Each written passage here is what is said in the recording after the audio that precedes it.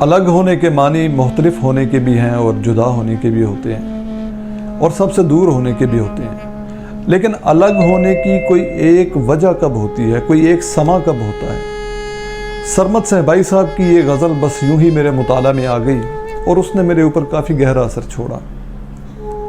واقعی اس غزل میں ایک کیفیت ہے سب سے الگ، اس کی ردیف بھی یہی ہے کہ سب سے الگ،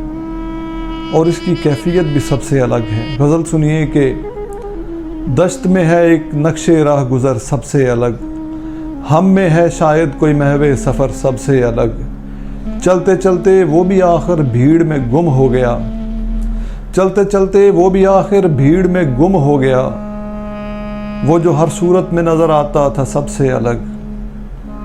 سب کی اپنی منزلیں تھیں، سب کے اپنے راستے، ایک آوارہ پھرے ہم در بدر سب سے الگ، دے کے عادت رنج کی ہوتا ہے مجھ پہ مہربان، اس ستمگر نے یہ سیکھا ہے ہنر سب سے الگ۔ شہر کثرت میں عجب ایک روزن حلوت کھلا، اس نے جو دیکھا مجھے ایک لمحہ سب سے الگ،